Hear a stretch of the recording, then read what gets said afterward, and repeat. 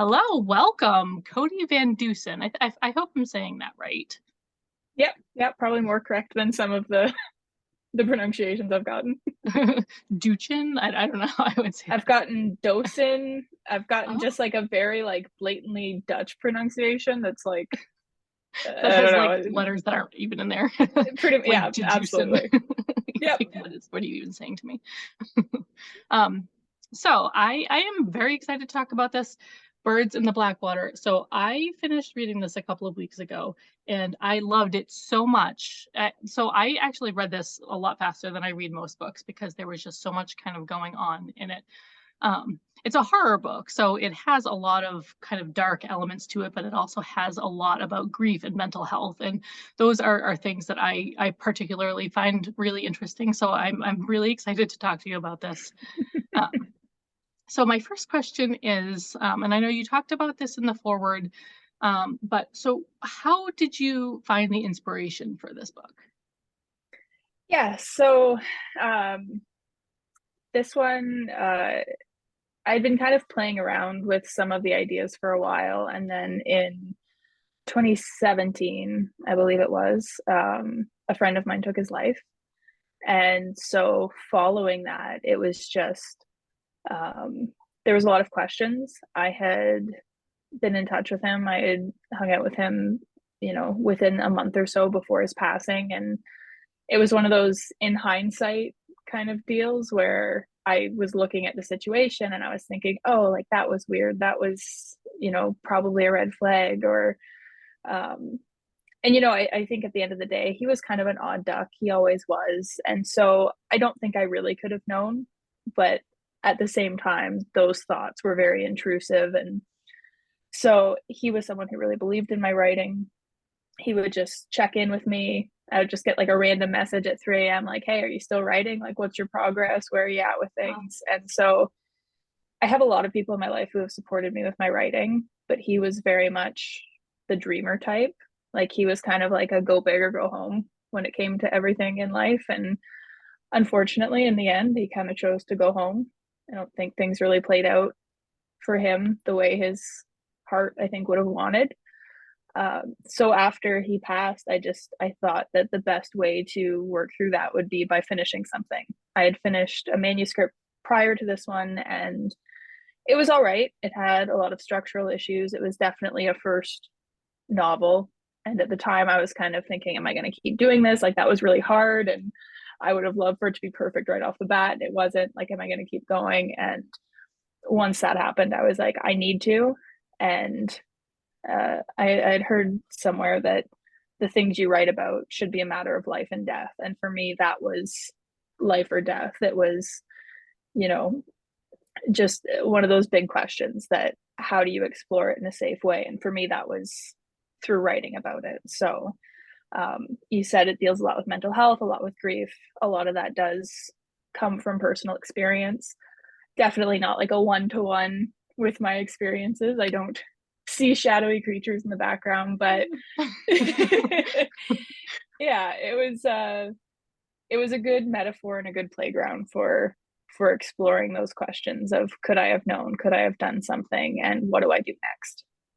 Yeah, I find that really interesting because I don't want to get too much into it, but mental health is something that's really important to me. But it's one of those things that like you said, you can see retroactively, like, oh well, I Mm-hmm. did see this happen, and why didn't I do something or why didn't I say something? But how would you have known in the time? So it's one of those things that it kind of brings attention to it. Mm-hmm. So if somebody's really struggling, maybe kind of pay attention and maybe kind of check in. And I love that this book is an homage to this person. So he's going to live forever, really, in this book. And Mm-hmm.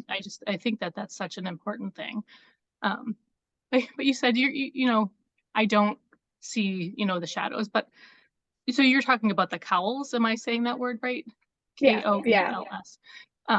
So I loved them in this book. So in my head, and tell me if I'm wrong, it seemed like they were basically kind of a physical manifestation of your inner struggles. So, my darkest thoughts, my darkest times, this is what it would look like in real life if it was actually a real life, you know, being. Can you tell me, first of all, am I right in saying that, and kind of what your interpretation of the cowls is? It's fiction. It's whatever you want it to be. So I um, am right. yeah, I would say, yeah, definitely the manifestation of inner demons is definitely a big part of it. I kind of wanted to go one step further with it. I have a background in counseling and social services, so like my degrees in psychology, it's very near and dear to me. So for me, they were more about cognitive distortions. So not just inner demons, but the distorted thinking behind the choices we make, behind our belief systems. And so they tend to appear either when my main character, Nevaeh, she either thinks something or says something that's explicitly a distorted thought, like all or nothing, it has to be this way or that way, catastrophizing. It's going to be the worst case possible scenario. If I don't act now, then that's it. I'm done. There's no chance to atone ever. And so it's either she does something explicitly or there's something implicit in her actions or the actions of one of the characters around her that would indicate that one of these distorted thought patterns is lurking behind everything that's going on. And I know one of my first semi-negative reviews I had gotten of the book was someone was like, I loved the concept of it. I wanted more. I wanted them to do more. I wanted them to be more explicitly involved. And I think when it comes to the metaphor of it, that's the thing about our cognitive distortions and our thinking patterns. We're not really explicitly involved with them in the day to day.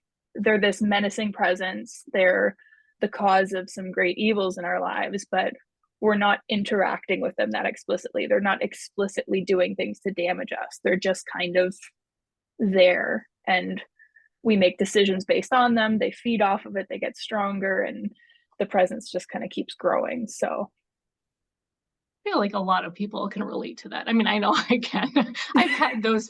I'm not gonna, say 100%, but I definitely have those thoughts all the time. It's just kind of like, okay, well, I absolutely have to go 100% into this, or else I will die. Like it's mm-hmm. always such a dramatic thing in my head. So that it makes a lot of sense to me, and Yeah. I wish I kind of like picked up on that while I was reading it, but I don't, I love it so much. Okay, so I'm going to be kind of rude and read the questions from Sure. here on out. So you included a soundtrack at the end of the book, which I've Yes. only seen happen maybe once or twice in my entire life. And so I listened to a few of the songs. So are any of the songs, you know, ones that you want to talk about and kind of speak to how they kind of, you know, influenced you when writing this book? Yeah, I mean every song that's on there was really significant, either specifically because of the lyrics in it. The Joy Williams songs especially, like just word for word, they really match the emotional tone of my protagonist. And just this idea of there's one before I sleep and it's just I got to keep going. I have so much left to do, and then I can take a break and then I can rest. And the other one day I will, just this idea of like I want to leave the people around me better than they were before me, and better than I found them. And how do I do that? And in the song she's kind of wrestling with maybe some mistakes she's made that haven't had that effect. And so very just mirroring Nevaeh's journey, and then also some of the thoughts that I was grappling with as I was writing it. So anything that made that playlist was very significant. And then on my website, there's a blog post and I kind of explained each one. And then there's probably twice as many songs on there of ones that were kind of important but didn't feel like on the nose enough to make the final cut. So what is your website, just for people who are watching, so they can Uh, go and take Co- a look? CodieVanDusen.com. Okay, kodievandusen.com. So I'm going to ask a follow-up question. This wasn't on the pre-approved list of questions. I'm sorry. So are these songs that you knew already and you're listening to them and like, I really want to write this into the story, or how did that come about? Uh, All of them I more or less knew before. I think there's one or two that I just, as I was writing, I heard it and I was like, this resonates. Darkness Visible by Mumford and Sons on there. That one I knew of beforehand in the more like conceptualizing stages of the book.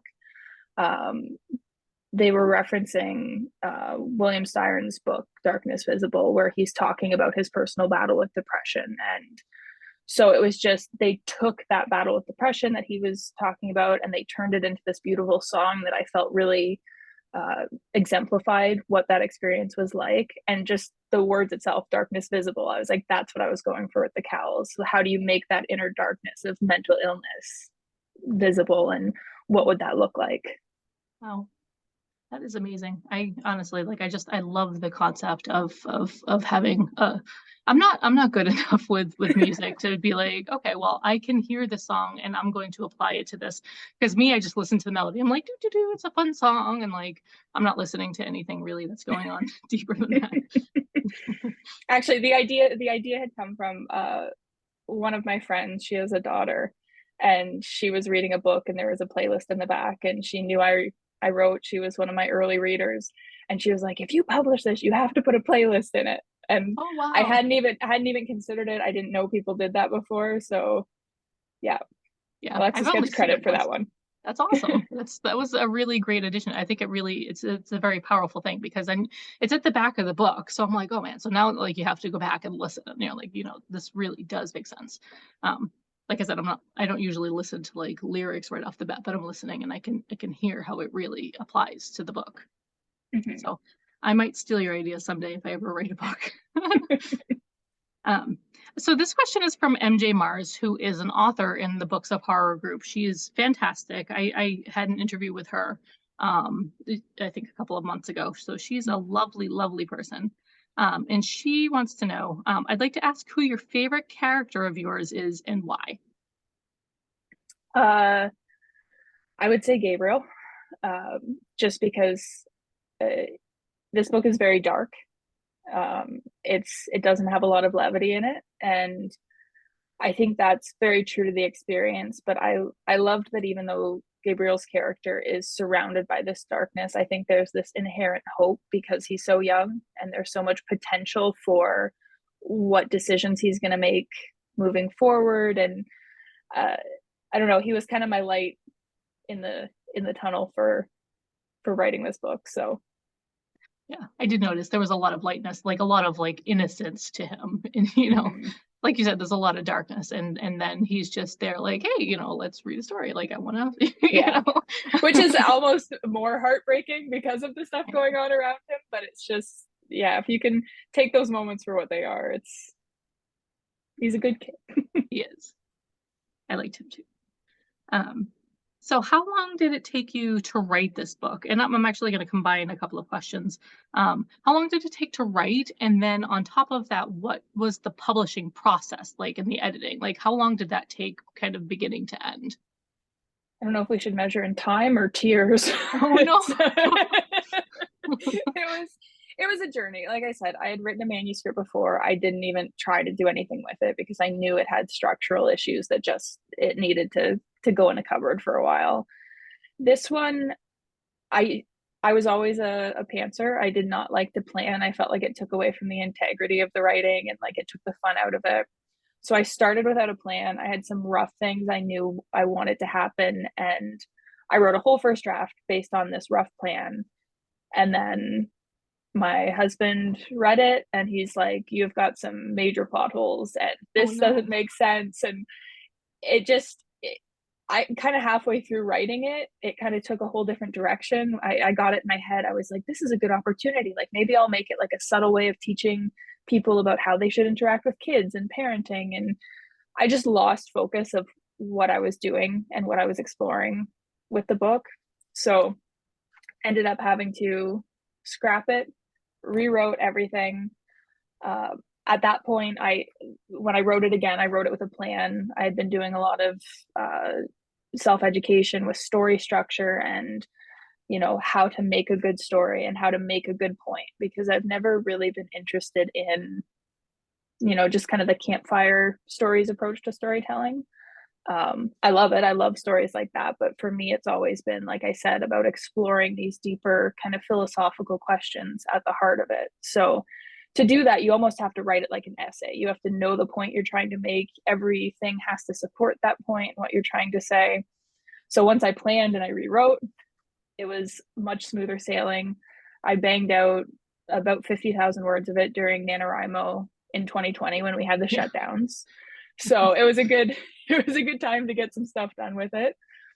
And then I finished it. I did my own a couple rounds of editing. I sent it off to some early readers to take a look and give feedback, which was pretty good.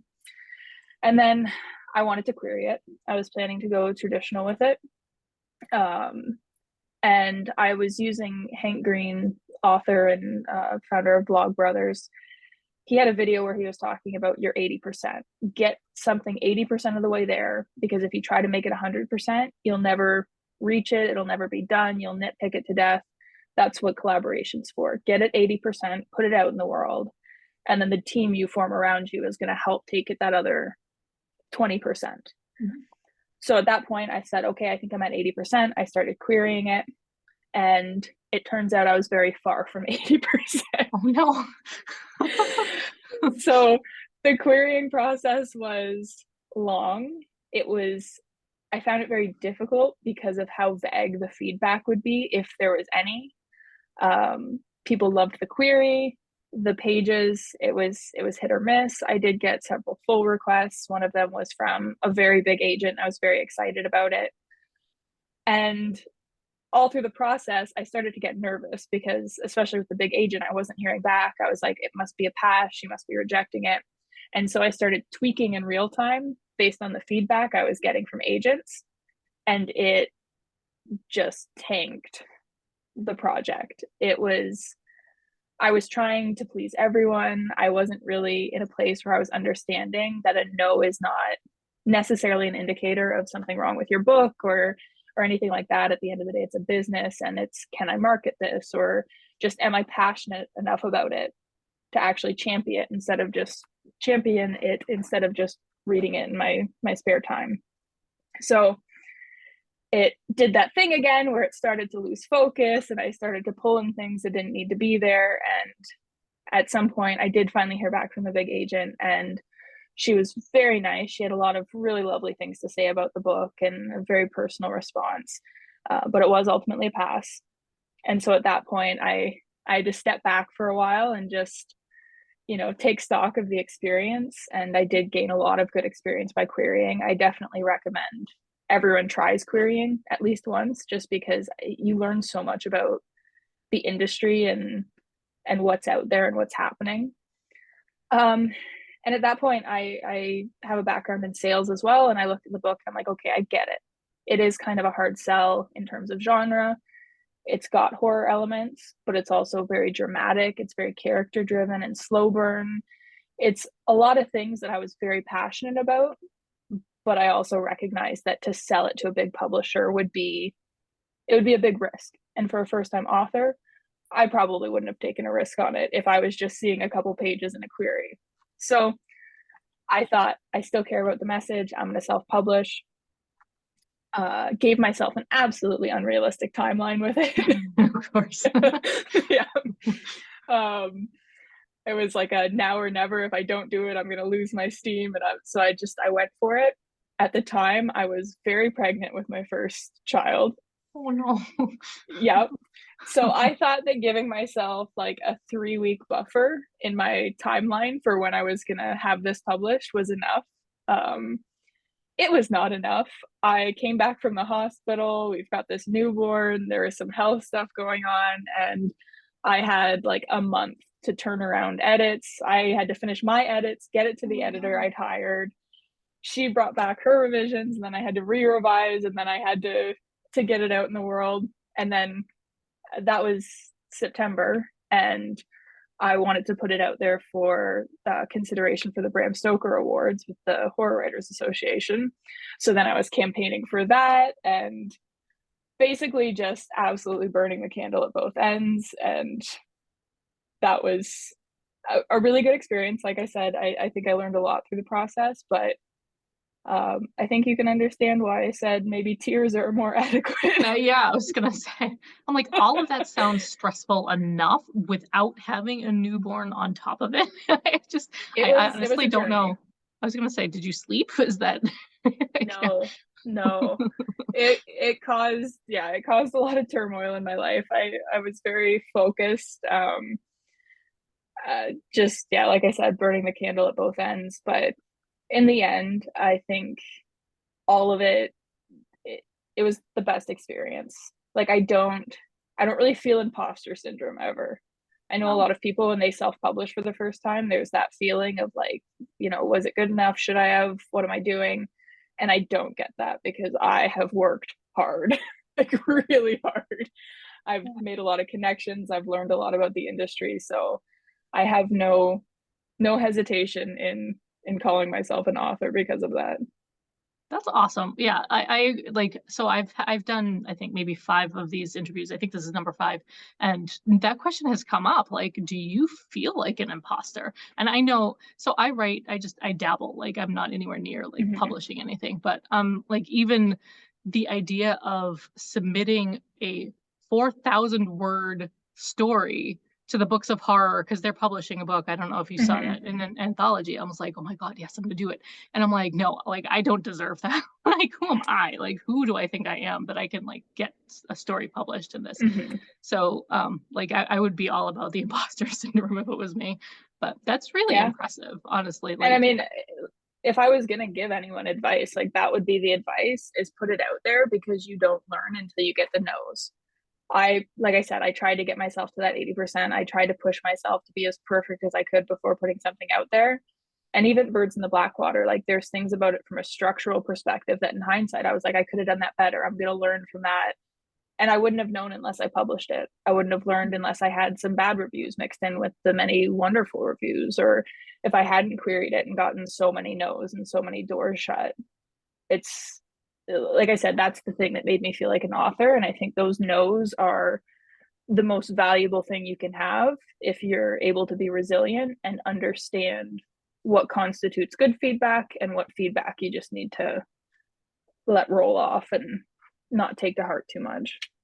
yeah, yeah, that's definitely the challenge. But so you said you would do, you would do things differently. Would you be able to talk to what you would do differently the next time? Uh, it really just came down to planning. Like I said, the first one, even though I came back to the rewrite with a plan, I had already written so much in the first draft. There were darlings that I could not kill. And so there's little moments that it's, you know, in hindsight, if I was editing someone else's book, I probably would have tweaked some stuff, cut some stuff, but it's really hard to kill darlings once you've already created them. The nice thing about planning really well in advance is that you kill the darlings before they're fully fleshed out, before you write that sentence that you're like, I cannot live without this sentence. It shows Before that you I'm so invest in it, brilliant. yeah. Yeah. And then you don't have that tendency to try to make things work that don't work. So it, yeah, yeah. Yeah, no, I think that's really good advice. I'm gonna steal that from you actually. I'm gonna steal a lot of things from you, I've decided. It's already, we've already been talking for 20 minutes, so we only have a little bit of time left and lots of questions to go. So I'm gonna try not to talk too much. But so this question's from Angela Bell. She said, along the lines of the characters also, are any of the characters based on real people? No one is exactly based on a real person. There's definitely elements of Nevaeh's brother that are based on my friend, though not, like I said, not a one-to-one match. But like I said, I used to do counseling. I was in social services, and so every character is almost an amalgamation of several people that I know. I feel like that's the way to do it. You don't want one character like exactly as one person. You want to take like different elements from each person to make like the perfect character for your story. I think that's the way to do it. Um, okay, so um, well, wow, you already answered that. Okay, good. So what do you have that's coming up? Anything that you are willing to share? Anything top secret? I mean, I haven't really like worked on my pitch for it yet because I've just been in the trenches of like get it done. But where that first book was me working through the grief of my friend passing, my next book is me working through the joys of being married and having a child. Oh, nice. So So a horror, yeah, definitely. yeah, I definitely leaned. It's still kind of the same thing, a lot of metaphor, like kind of straddling that line between horror and literary in terms of the themes and messages of it. Um, but no, I noticed that a lot of the gross things that spouses do are the same things that are the symptoms of being possessed by demons. Oh, Flatulence and gas, weird appetite, talking in their sleep, body temperature issues. So I decided to lean into that and, you know, do a little exploration of marriage and that is, I can't stop laughing. Like, the funniest thing. I've never noticed that. I'm not married, but I've been with people, and now that I'm like, huh, yeah, you're not wrong. yeah. And so really that's the kind of question at the heart of it is it's kind of about the life we imagine for ourselves and then the life we get and which one's more worth it in the end because there's sacrifices both ways. So Wow. another big question and yeah. So do you have any like newsletter or anything that people can sign up for updates? Because I'm curious to read this when it comes out. Yeah, on my website, like I said, kodievandusen.com.